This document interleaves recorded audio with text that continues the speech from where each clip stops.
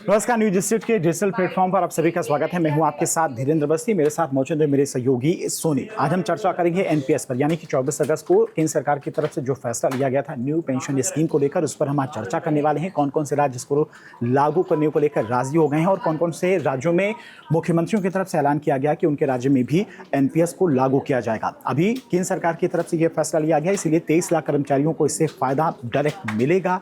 NPS UPS NPS से कितना अलग है, इस पर भी हम विस्तार से चर्चा करेंगे। लेकिन उससे पहले आपको ये जानकारी बता देते हैं कि कौन कौन से राज्यों में यूपीएस लागू होने जा रहा है, मुख्यमंत्रियों ने ऐलान किया है। सोनी, अभी फिलहाल क्या कुछ अपडेट है यूपीएस को लेकर, कौन कौन से राज्यों में इसको लागू करने का ऐलान किया गया है? देखिए, सबसे पहले बताऊं तो यूपीएस को महाराष्ट्र में लागू कर दिया गया, उन्होंने इसको स्वीकारा है। लेकिन फिलहाल उत्तराखंड और उत्तर प्रदेश में इसको लेकर चर्चाएं हो रही हैं और आज उत्तर प्रदेश में कैबिनेट बैठक भी है जिसमें इसमें चर्चा की जाएगी कि आखिर इसे लागू करना है या फिर नहीं करना। लेकिन अगर यूपी में ये लागू होता है तो इससे 17 लाख कर्मचारियों को इसका फायदा मिलेगा। और साथ ही मैं आपको बता दूं कि इसमें एक ये भी है कि अगर ये लागू होता है तो इसमें ये है कि सुनिश्चित जो पेंशन हो 25 साल की सेवा के लिए और औसत मूल वेतन का 50% है। और साथ ही अगर हम फैमिली पेंशन की बात करें तो इसमें मृत्यु के बाद भी कर्मचारियों को इसका 60% जो है वो मुनाफा मिलेगा। और साथ ही इसमें न्यूनतम पेंशन जो 10 साल की सेवा के बाद 10,000 प्रति माह मिलेगा। यानी कि एक तरह से आसान भाषा में इसे समझने की कोशिश करें कि 2004 के बाद जो कर्मचारी रहे हैं, जिनकी ज्वाइनिंग हुई है, चाहे वो राज्य सरकार के कर्मचारी हों या फिर केंद्र सरकार के कर्मचारी हों, एनपीएस 2004 में अटल बिहारी सरकार लेकर आई थी। उसमें क्या था न्यू पेंशन स्कीम में कि 2004 के बाद जो कर्मचारी ज्वाइनिंग जिनकी हुई है उनको पेंशन नहीं मिलेगी। अब यूपीएस जो लेकर आई है सरकार, उसमें एक निश्चित पेंशन यूपीएस के तहत कर्मचारियों को रिटायरमेंट के बाद दी जाएगी। ये सरल भाषा में है। अब इसको लेकर अलग अलग राज्यों की तरफ से प्रतिक्रिया, विपक्षी दलों की तरफ से प्रतिक्रिया भी सामने आ रही हैं। हालांकि बीजेपी शासित राज्यों की बात करें तो उत्तर प्रदेश में मुख्यमंत्री योगी आदित्यनाथ की तरफ से ऐलान कर दिया गया कि जल्द ही कैबिनेट की मीटिंग में इसको लेकर चर्चा की जाएगी और राज्य में यूपीएस को लागू कर दिया जाएगा। उत्तराखंड सरकार की भी कैबिनेट मीटिंग बहुत जल्द होने वाली है। आज ही शायद मीटिंग है कैबिनेट की, मुख्यमंत्री पुष्कर सिंह धामी की अध्यक्षता में, और उस बैठक में ये निर्णय लिया जाएगा कि कैसे यूपीएस को उत्तराखंड में लागू करना है। जैसा कि सोनी ने बताया कि महाराष्ट्र में सबसे पहला राज्य महाराष्ट्र बना है जहां पर यूपीएस को लागू किया गया है। अब सिलसिलेवार तरीके से आपको समझाने की कोशिश करने की आखिर ये पूरा मैटर है क्या। केंद्र सरकार ने 24 अगस्त को ये फैसला लिया था, न्यू पेंशन स्कीम का ऐलान किया था। मौजूदा एनपीएस से कितनी अलग है और आपके लिए कौन सी फायदेमंद है, नई स्कीम में कोई पेच तो नहीं है, ये भी आपको समझाने की हम कोशिश करते हैं आसान भाषा में। तो मोदी सरकार ने केंद्रीय कर्मचारियों के लिए 24 अगस्त को यूनिफाइड पेंशन स्कीम यानी कि यूपीएस का ऐलान किया।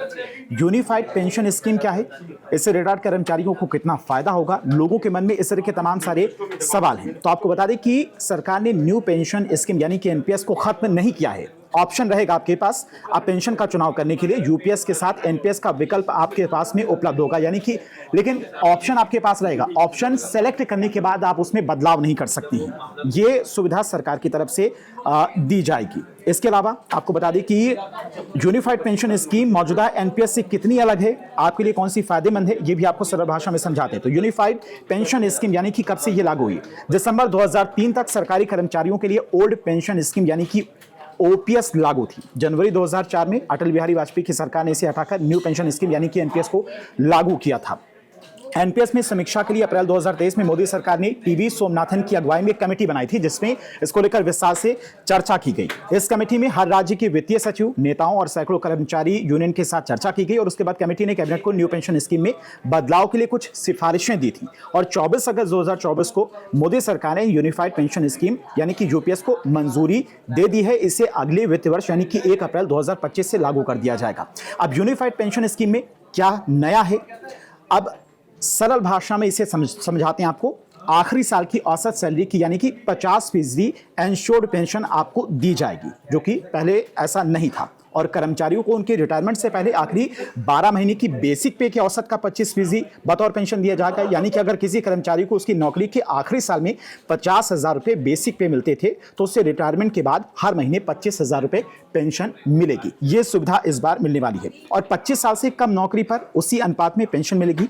औसत बेसिक पे की 50% पेंशन उन्हें मिलेगी जिन्हें नौकरी करते हुए 25 साल या फिर उससे ज़्यादा हो गए हैं, तो उन्हें भी इसी हिसाब से इसमें सुविधा दी जाएगी, यानी कि 25 साल से कम और 10 साल से ज़्यादा सर्विस होने पर उसी अनुपात में आपको पेंशन दी जाएगी। यानी कि यूपीएस में ये तमाम तरह की सुविधाएं दी गई हैं। राज्य कर्मचारियों की तरफ को लेकर भी लागू नहीं किया गया राज्य सरकारों की तरफ से, लेकिन केंद्र सरकार की तरफ से ऐलान कर दिया गया। तो 23 लाख जो कर्मचारी हैं केंद्र सरकार के, उनको सीधा सीधा इसका फायदा मिलेगा। अब कौन कौन से राज्य इसको लागू करते हैं, क्योंकि कई राज्यों में बीजेपी की भी सरकार है, विपक्षी दलों की तरफ से कई सारे सवाल भी इसको लेकर उठाए जा रहे हैं। तो जहां पर तमाम विपक्षी दलों की सरकार है, वहां पर कैसे इसे लागू किया जाता है ये भी समझने की कोशिश करेंगे। पंकज सर भी हमारे साथ जुड़ेंगे एनपीएस और यूपीएस को लेकर। जिस तरह से केंद्र सरकार ने फैसला लिया, कई लोग इस फैसले की तारीफ भी कर रहे हैं और कर्मचारियों की पिछले कई सालों से मांग भी थी एनपीएस में बदलाव को लेकर। 2004 में जब अटल बिहारी की सरकार ये एनपीएस लेकर आई थी, उस वक्त से ही लगातार कर्मचारी संगठन तमाम इसको लेकर विरोध करते रहे हैं। लेकिन अब केंद्र सरकार का जो ये फैसला है कि कितना सही है, इससे कर्मचारियों को कितना फायदा होने वाला है, और क्या बीजेपी शासित राज्यों के साथ साथ जो अन्य दलों के राज्य हैं जहां पर उनकी सरकारें हैं, उन्हें वहां पर भी ये आसानी से लागू हो जाएगा? देखिए, जेसीएम सचिव हैं शिव गोपाल मिश्रा, उन्होंने यूपीएस का स्वागत किया है। ये कर्मचारी संगठन है ना, तो रिटायर एसोसिएशन है ये, तो इसके जो अध्यक्ष हैं, उन्होंने सचिव हैं, उन्होंने इसका स्वागत किया है। और इसको इससे पहले प्रधानमंत्री ने इन लोगों के साथ बैठक भी की थी, तो उन्होंने इसका स्वागत किया है। लेकिन कई ऐसे कर्मचारी संगठन हैं जो इसका विरोध कर रही हैं। देखिए, बेसिकली है क्या, जो सरकार ओल्ड पेंशन स्कीम के बाद आप लाते हैं न्यू पेंशन स्कीम, उसके बाद आप लाते हैं यूनिफाइड पेंशन स्कीम, और इसमें सरकार ये दावा कर रही है, जब इसको पास किया गया, जैसे ही ये जानकारी में आई, तो अश्विनी वैष्णव, आपको रविशंकर प्रसाद जैसे बड़े मतलब ये मंत्री और बीजेपी के बड़े नेता आए और उन्होंने कहा जो ये एश्योर्ड स्कीम है, चूँकि बीजेपी की जो एनडीए की सरकार है वो सर्वांगीण विकास और सभी लोगों का ख्याल रखने वाली सरकार है, तो इसलिए हम इसको लेके आए। लेकिन अभी तक जितनी जानकारी इसके बारे में, यूपीएस के बारे में खुलकर सामने आई है, तो जो कर्मचारी संगठन है जो पहले से एनपीएस का विरोध कर रहे थे, जिनकी मांग थी जो नहीं, ओल्ड पेंशन स्कीम हमारे लिए सही है, आप हमें वही चाहिए, तो उन लोगों ने ये जो यूनिफाइड यूपीएस है, इसको एनपीएस से भी बुरा बताया है।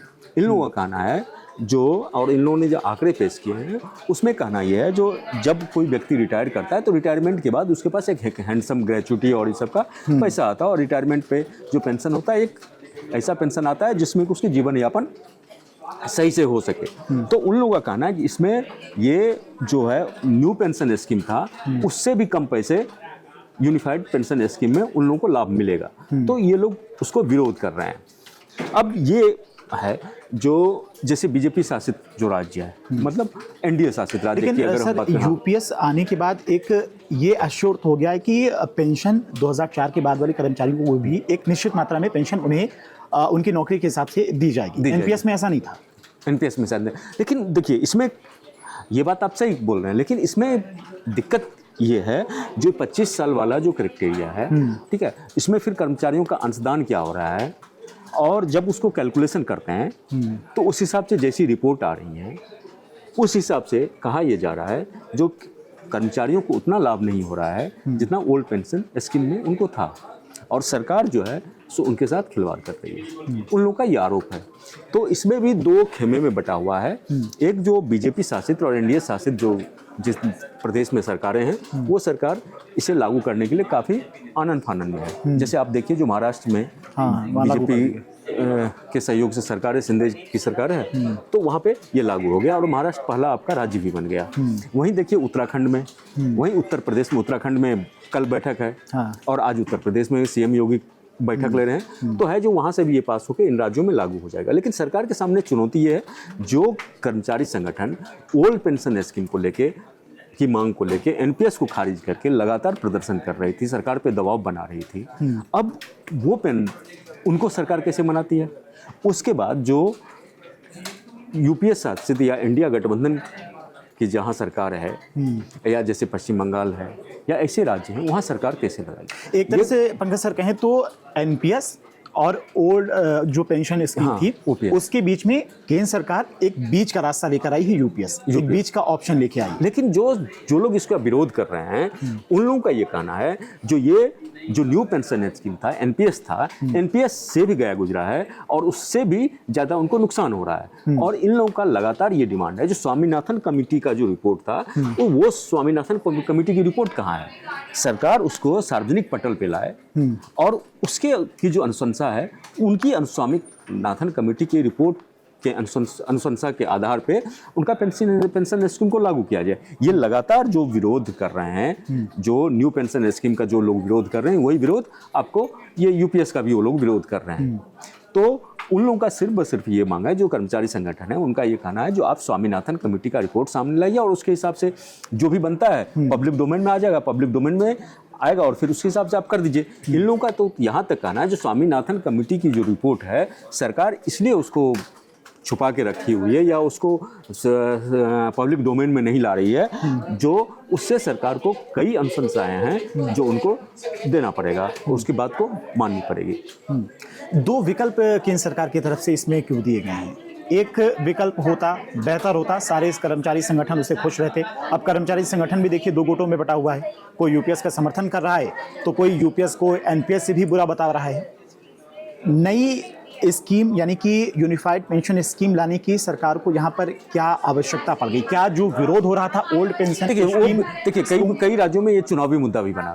आप देखिए लोकसभा चुनाव के दौरान भी, जैसे आपको हरियाणा है, उत्तराखंड है, हिमाचल है, और जो आपका सेना के लिए जो नौकरी वाला वन नेशन वन पेंशन नहीं, ये वाला सैनिकों के लिए जो है, हाँ सैनिकों के लिए भी कुछ one rank one pension, one नौकरी में जो अग्निवीर का जो मुद्दा था, अग्निवीर मुद्दा और वन रैंक वन पेंशन और ओल्ड पेंशन स्कीम, ये तीन चीज बड़ा ही मुद्दा बना था।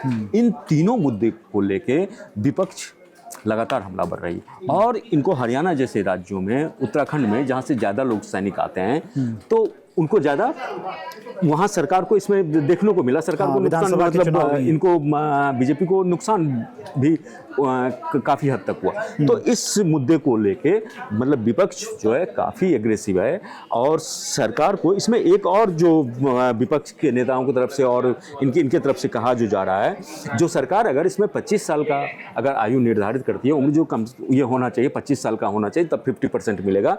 तो इनका ये कहना है जो उसमें जो अर्धसैनिक बल है, अर्धसैनिक बलों को फिर कितना मिलेगा? अर्धसैनिक बलों को इससे हो सकता है जो बाहर रखने का हो, सैनिक जो हैं जैसे भारतीय नौसेना, वायुसेना, थल सेना, इनमें तो है, लेकिन उनमें भी जो बहुत रेयर ऐसे होते हैं, मतलब 60, 70, 80% तक जो होते हैं वो 25 साल की आयु जैसे इसके थ्रू आ जाते हैं, सीडीएस के थ्रू और इसके थ्रू जो आते हैं, तो उन लोगों में से 25 साल का उम्र बहुत कम लोगों की नौकरी होती है, वो 21 उम्र के बाद ही वो उनका रिटायरमेंट हो जाता है। तो फिर इन लोगों को इससे नुकसान होने की बात कही जा रही है। तो इसलिए इसका काफ़ी विरोध हो रहा है और मुझे लग रहा है जो सरकार को आने वाले भविष्य में सरकार इसको कैसे लागू करती है, क्या सरकार का प्लान ऑफ एक्शन होता, और इसकी जो कई जानकारियां हैं जो अभी पब्लिक डोमेन में नहीं आई हैं, तो वो धीरे धीरे जैसे ही आती है तो फिर इस पे एक यानी कि लंबा चर्चा कर्मचारी संगठन भी अभी विचार विमर्श कर रहे हैं कि सरकार की तरफ से फुल रिपोर्ट इस पर आ जाए, राज्य सरकार किस तरह से इसे लागू करती हैं।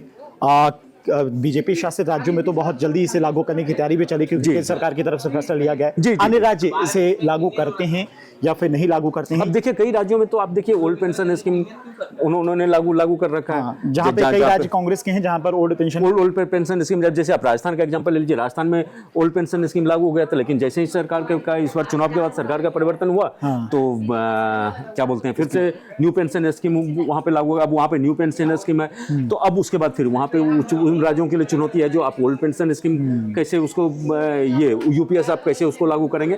तो कई चुनौतियां हैं और इसमें से एक ये भी है जो सरकार के ऊपर इसका बोझ कितना हो रहा है। आप ये देखिए जो सरकार बेसिकली कवायद इस बात का है जो सरकारी खजाने पे कम से कम प्रभाव पड़े। अब देखिए जो केंद्र के तकरीबन आपको 68 लाख के आसपास ये हैं पेंशनर्स हैं केंद्रीय सरकार में।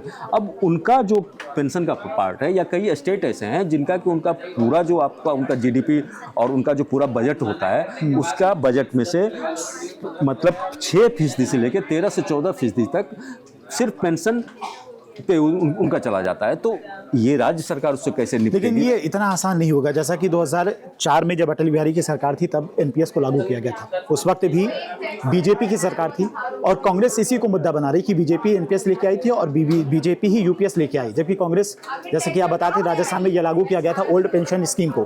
तो कांग्रेस एक तरह से ओल्ड पेंशन स्कीम की पक्षधर रही है। तो कांग्रेस शासित राज्यों में इसे लागू करना इतना आसान नहीं होगा। ये एक बड़ा मुद्दा बन सकता है चुनाव से पहले कहीं ना कहीं के राज्यों के विधानसभा। निश्चित रूप से पुराने मतलब जब पिछले चुनाव में हमने देखा है जो ये चुनावी मुद्दा बना था, कम से कम जो आपको विपक्षी पार्टियां खास करके कांग्रेस ने इससे बनाया था, जहां पे उनकी सरकार बनी वहां उन्होंने ओल्ड पेंशन स्कीम को वापस लाया। तो ये बात तो तय, आप मानिए जो इंडिया गठबंधन और एनडीए और जहां पे इन दोनों का अलग जो गठबंधन है या अलग जैसे ममता बनर्जी और टीएमसी जैसी पार्टियां, तो उन राज्यों में, शासित राज्यों में सरकार इसको कैसे लागू करवाती है, कैसे लागू करती है, ये बहुत जद्दोजहद का विषय रहेगा। और इस बीच में जो आपको कर्मचारी संगठन है जो पहले से विरोध करते आ रहे हैं, जिनकी संख्या तादाद ज्यादा है, वो तो सड़कों पे हैं और हो सकता है आने वाले दिनों में हमें वो भी देखने को मिले। तो एक तरह से कहें तो यूपीएस सरकार लेकर तो आई है, लेकिन कौन कौन से राज्य इसे लागू करते हैं ये भी देखना बेहद दिलचस्प होगा। हालांकि बीजेपी शासित राज्य तो इसे लागू करने को तैयार है, लेकिन कांग्रेस जो ओल्ड पेंशन स्कीम की पक्षधर रही है, वो अपने राज्यों में से लागू करती है या फिर नहीं लागू करती है। साथ ही साथ यूपीएस में जो बदलाव किए गए हैं, उन बदलावों को लेकर आप लोग क्या सोचते हैं? क्या केंद्र सरकार की तरफ से यह फैसला सही फैसला है? आप क्या सोचते हैं? कमेंट करके बताइएगा। न्यूज नेशन अब व्हाट्सएप पर खबरों के ताजा अपडेट के लिए न्यूज नेशन के इस क्यूआर कोड को स्कैन करें।